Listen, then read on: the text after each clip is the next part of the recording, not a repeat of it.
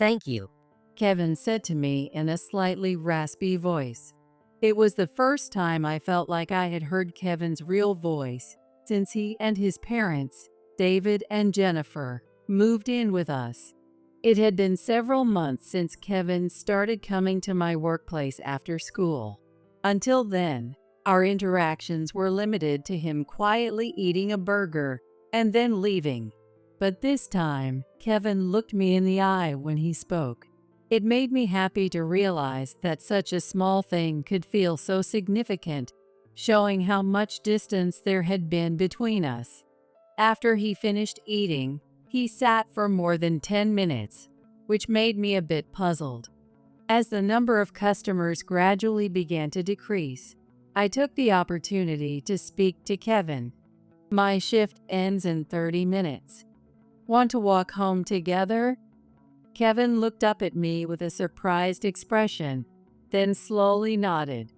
When I finished my shift and stepped out of the store, Kevin was standing there. I lightly patted Kevin's slightly hunched back, and we started walking together. I was pushing my bike, and Kevin was walking slightly behind me. Walking alongside Kevin, I couldn't help but reflect on how tall he had grown.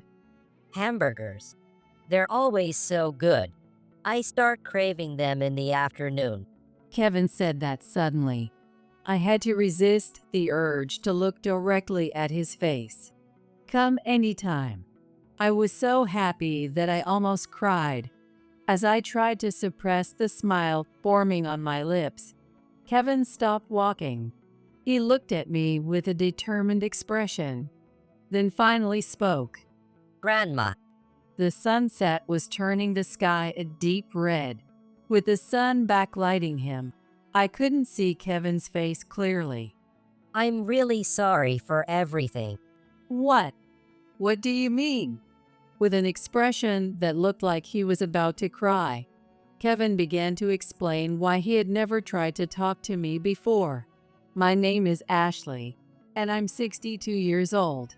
I'm enjoying a peaceful retirement with my gentle husband, James, who is 7 years older than me. James worked tirelessly like a horse after founding his construction company, growing it into a small business that supports many employees. In his younger days, he was known for his somewhat arrogant attitude and aggressive business deals, often breaking industry norms. Despite his forceful management style, everyone who knew James respected him because they knew he was thinking about the future of his employees and the company.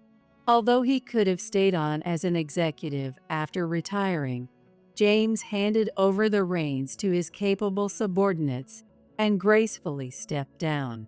It's the younger generation that will shape the future. Personally, I think the saying "a busy husband is a good husband" worked out well, as I prefer to have the house to myself during the weekdays. It's not that I dislike James. I just believe we need some personal space, so I decided to work at a local burger joint. James had never done any housework before because he was always busy working. However, at some point, he suddenly started cleaning without me even asking. While I'm out working part-time, he seems to enjoy cleaning the kitchen and bathroom. He buys new cleaning products and tools, and then proudly explains them to me. This cleaner is great at removing dirt, and this one smells really good too. In his younger days, James always had a stern expression and a tough demeanor, so it amuses me that he has become gentle and tidy with age. James doesn't seem to notice his transformation and happily hums while scrubbing the bathroom. I enjoyed cooking and serving customers at the burger joint, and every day felt fulfilling and happy. One day, I had a day off, and James was organizing the shed on our property in the afternoon. A van honked softly as it drove into our yard. Ouch! Startled by the sound of the car, I cried out while watering the potted plants by the front door. A cactus pricked the back of my hand. and as I rubbed the painful spot, a man got out of the van and walked over, laughing. What are you doing, Mom? It's been a while. David, you're back so suddenly. Why didn't you let us know you're coming? I opened my mouth to give my son David a piece of my mind for showing up unannounced. But then his wife, Jennifer, and their son, Kevin, also got out of the van. Really? If you're bringing the whole family, you should at least give us a heads up. I haven't prepared anything. It's a surprise. And we'll be staying here for a while. I was momentarily speechless, but Jennifer walked over with a smile. Ashley, we'll be in your care for a while. Here, I brought some snacks. Let's all have some. Jennifer handed me a crumpled paper bag. Thanks. How have you been? I exchanged the usual pleasantries, and then noticed Kevin standing a bit away, looking bored at the ground. Anyway, come on inside. I hurried to start making coffee. I'm so tired. Yeah, me too. The three of them who had come back home were relaxing in the living room, chatting. Just as I finished preparing the coffee, James returned from organizing the shed, looking surprised. Oh, David, Jennifer, and Kevin, you've grown so much. James happily sat next to Kevin, patting him on the shoulder. Kevin, feeling a bit shy, just nodded and shook his head slightly while looking down. Kevin is 14 after all. Teen boys don't talk much at this age. It had been years since David last came back home. Due to the recent illness outbreak, he probably avoided visiting elderly parents. Over time, he stopped coming, and even after things settled down, he never visited, and we gradually stopped questioning it. So, what do you mean by staying for a while? Just what it sounds like. We gave up our apartment and are moving in from today. David said that calmly while eating the snacks they brought. We have plenty of spare rooms in our house, so it's true we can accommodate them. We also have guest bedding ready, so David probably thought there wouldn't be any problem with their sudden arrival. After resting and drinking coffee for a while, David started bringing in their luggage from the van. They had 3 large suitcases and 5 backpacks. Apparently, they had sold all their furniture and only brought the bare essentials. David, what about your job? Selling their home suddenly, getting rid of all their belongings, and moving back in with us isn't normal behavior. I leaned forward to ask David some questions, but James, who had been just laughing until now, gently stood in front of me. Isn't it wonderful? How often do we get the chance to live with them? James suggested that we see how things go for a while. You're right.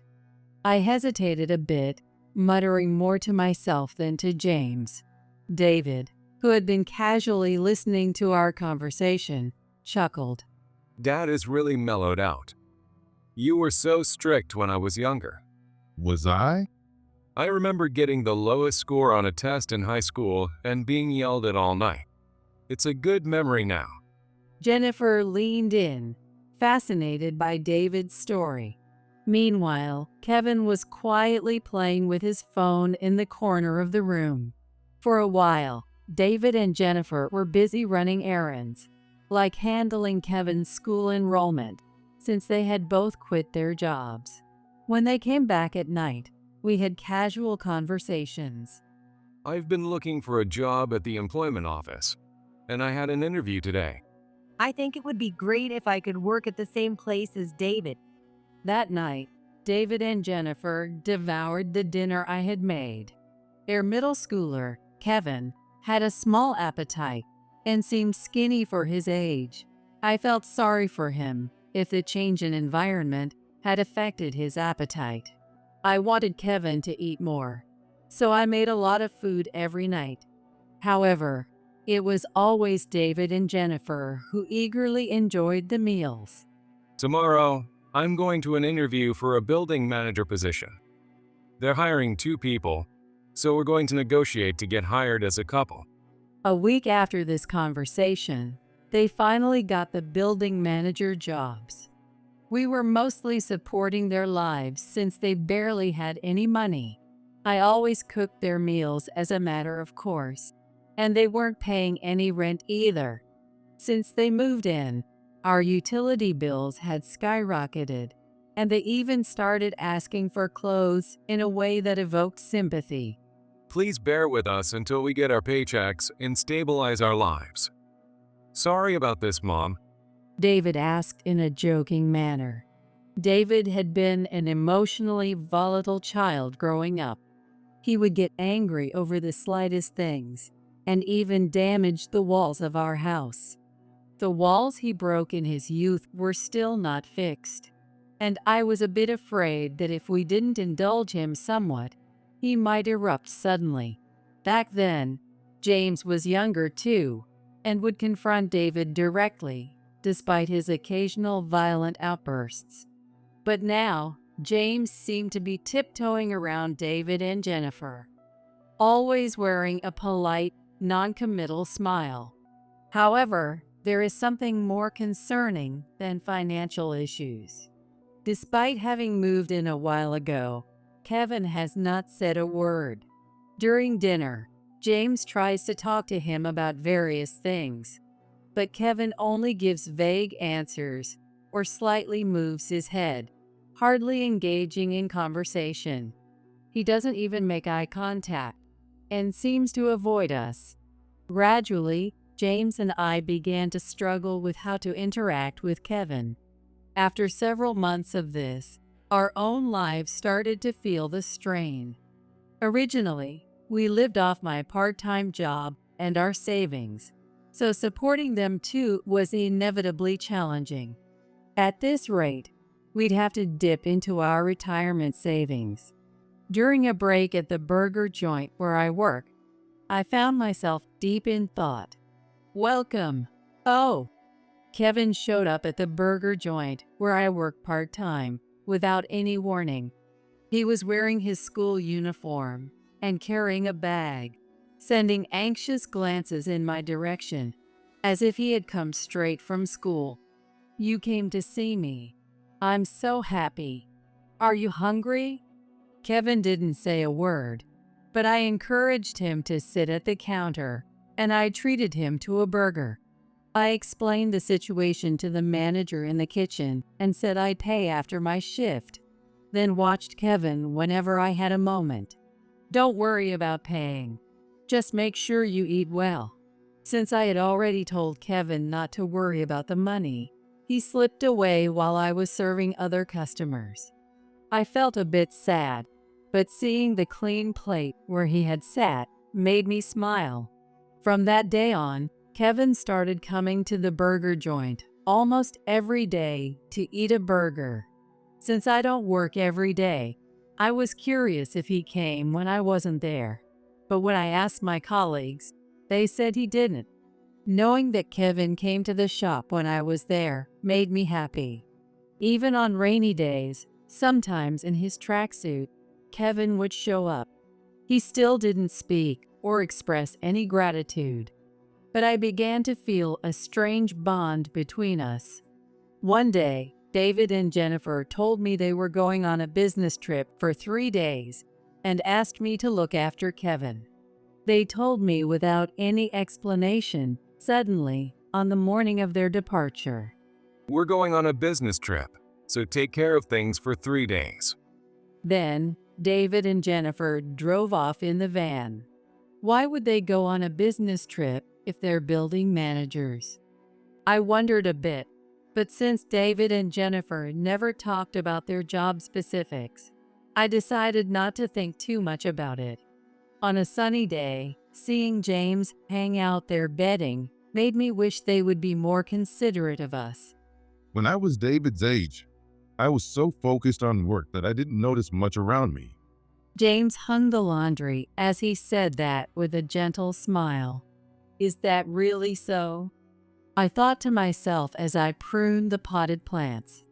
James was indeed busy with work and often came home late when he was younger, but he always made time for the kids and family. David and Jennifer seemed somewhat disinterested in their son, Kevin, which left me feeling a persistent sense of helplessness. In the afternoon, while I was working at the burger joint, Kevin came in again that day. He usually arrived around the same time, so I signaled with my eyes for him to take his seat, but he seemed less energetic than usual. Did something happen at school? I didn't say anything, trying to be considerate, and silently placed a burger in front of him. Thank you. Without looking up, he said this to me in a slightly raspy voice. It was the first time I had heard him speak properly since they started living with us. I was so genuinely happy that I couldn't help but ask again, "Did you have fun at school?" Well, But he gave me a vague answer to that. It was just one word, but I was happy that Kevin spoke to me. I must have radiated some extra cheerfulness when interacting with other customers, as the manager chuckled at me. You're in a good mood today. After eating his burger, Kevin sat quietly, staring at the table. What's up? Maybe he's just resting after eating. I watched Kevin casually, but after more than 10 minutes of sitting there after finishing his meal, I began to feel a bit puzzled. As the number of customers gradually began to decrease, I took the opportunity to speak to Kevin. My shift ends in 30 minutes. Want to walk home together? Kevin looked up at me with a surprised expression, then slowly nodded. I asked the manager in the back if I could leave early, and when I finished my shift and stepped outside, Kevin was waiting. I lightly patted Kevin slightly hunched back, and we started walking together. I was pushing my bike, and Kevin was walking slightly behind me. Walking alongside Kevin, I couldn't help but reflect on how tall he had grown. hamburgers. They're always so good.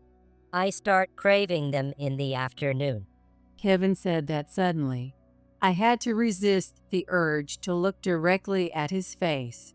Come anytime. I was so happy that I almost cried.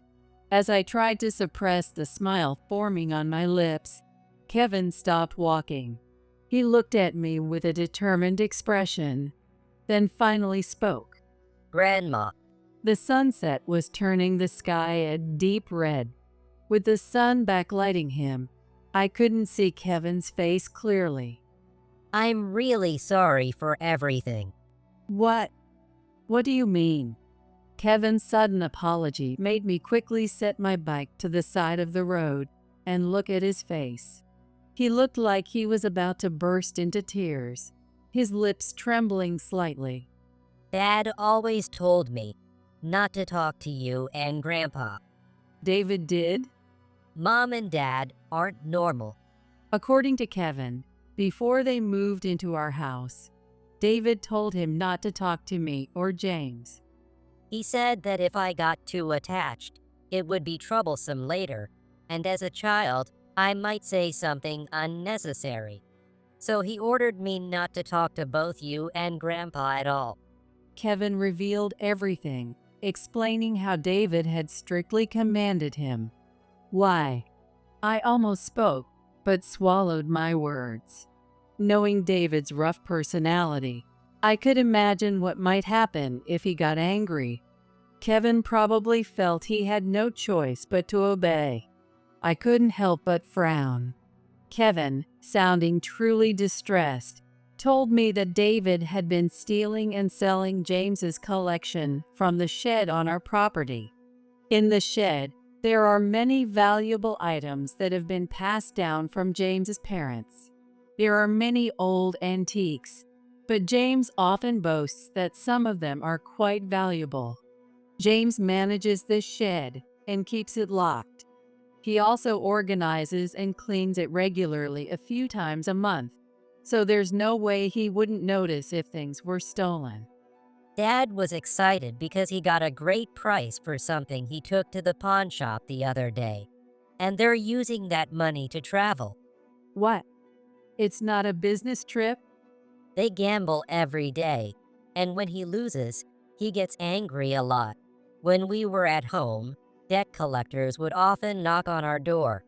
I started to feel lightheaded. I had sensed something was off. The small feelings of unease I had been experiencing all began to come together. Kevin told me that the ultimate plan was to drive James and me out of the house and sell everything valuable. After sharing this, Kevin had a gloomy expression. As the evening sky darkened, our shadows faded away. "Shall we go home?" Kevin nodded slightly and followed me as I pushed my bike. While looking ahead, I gripped the handlebars tightly. I couldn't see Kevin's expression behind me, but I could hear him faintly sniffing. I guessed he was crying, and I couldn't bring myself to look back. Kevin, still a middle schooler, had no choice but to follow his parents' orders. Yet he bravely told me everything. I can't let his courage go to waste. After we got home, I explained the situation to James. James checked the shed and said with a slightly troubled expression, It does seem like some things are missing. James was somehow smiling. Seeing him act as if it was someone else's problem, I decided to speak firmly. "Didn't you actually realize that David was stealing from the shed?" Well, maybe they were struggling and needed the money. "If they were struggling, they could have just said so. This is like theft." Theft is a strong word, isn't it, Kevin? Kevin, who had been listening quietly, hung his head. James, still wearing his usual gentle smile, seemed to want to avoid conflict. I couldn't stand it and grabbed Kevin's shoulder, glaring at James. The one who suffered the most, caught up in his parents' troubles, was Kevin, and we were the ones who allowed it. But even if things are missing from the shed, we can't be sure David took them. I handed my phone to James. For a moment he looked shocked, but on the screen there was a photo of David and Jennifer, cautiously loading what seemed to be antiques from the shed into the van. The photo, likely taken secretly, appeared to have been shot through the gap in a window. I zoomed in on the photo to make it clearer for James. It was undeniable proof that David had stolen our antiques and sold them at a pawn shop. Clear evidence of a crime. "Who do you think took this photo?" "Kevin did. Kevin told me about his parents' crimes." Indeed, these are our collectibles, and this is a very valuable item. "Don't you understand yet? Kevin is showing us what he wants us to do, what we need to do now." I couldn't help but cry as I pleaded with James. I hugged Kevin tightly, continuing to cry. Though he was growing into a young man, Kevin was still just a child. I could never forgive David and Jennifer for forcing Kevin to deceive his grandparents. James, initially flustered by my emotional outburst, eventually placed a gentle hand on my shoulder, looking resolute. All right, When I looked up, I was stunned, and my heart skipped a beat. James had the sharp look in his eyes that I hadn't seen in years. It was as if he had returned to the days when he was known as a tough CO, feared for his aggressive business deals. The next day, David and Jennifer returned from their trip, unaware of anything. After placing some of their luggage in their room, they walked into the living room, chatting happily, only to freeze the moment they opened the door. sit. James commanded David in a short, firm voice. David, who had been joking around until recently, noticed James's serious demeanor and obediently sat on the chair. We're tired from the trip.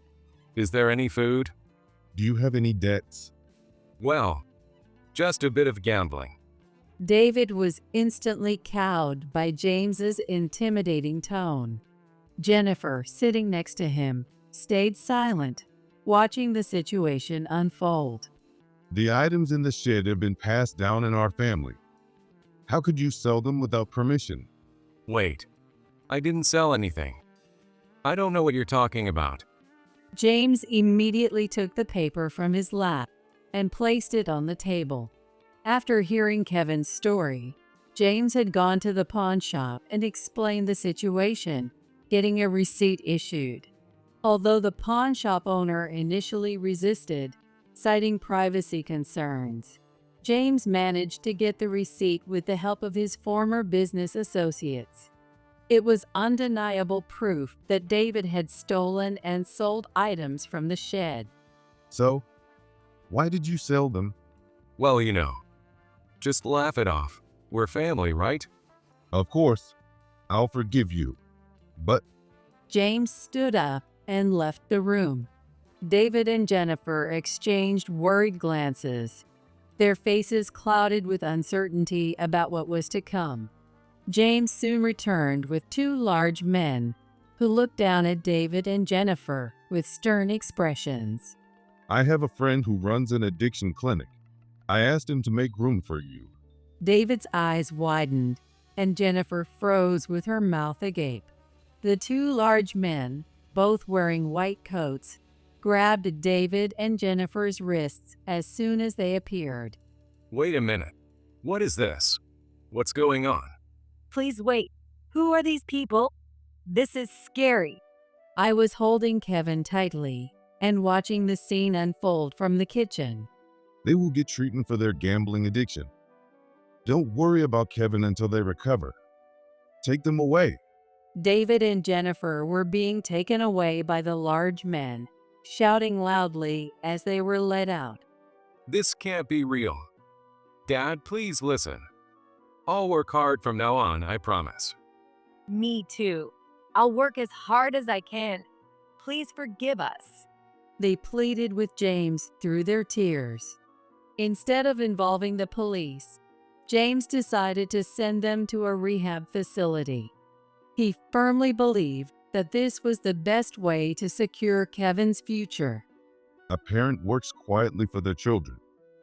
David and Jennifer have failed as parents. It's my responsibility for making them this way, and I'll find them jobs when they come back. With that, James left the room, and David and Jennifer were taken to the clinic by the staff. In the now quiet house, Kevin looked dejected. I wanted to say something comforting, but nothing came to mind. James stood in front of Kevin and sat down gently. It's going to be okay. Everything will be all right. I will make sure they become better people. Grandpa, I won't turn a blind eye anymore. For now, we'll be your parents. Study hard. James, with a gentle smile, placed his large hand on Kevin's head and patted him. Kevin closed his eyes in embarrassment, but eventually started to laugh. After being taken to a psychiatric clinic, David and Jennifer were diagnosed with gambling addiction and admitted to a rehabilitation facility. They seemed to realize that they couldn't continue living as they were. Although they were initially reluctant, James's stern persuasion convinced them to enter the facility quietly. It seemed as if James had reverted to his younger, stricter self. But he remained calm and gentle with Kevin and me. I have to be tough with David. My expectations go far beyond this level of results. That's true, I responded in my mind. For Kevin, being left behind while both his parents went to a facility must have been a significant shock. What can I do to help right now? With these thoughts, I continued my part-time job at the burger joint as usual. After school, Kevin would come by almost every day and eat a burger. Talking about his day, his complaints, and various other things became one of my favorite parts of the day. today at school, With his mouth full of a burger, Kevin now showed the youthful innocence appropriate for his age. It seemed Kevin was naturally a talkative child. I want to get to know more about my beloved Kevin from now on.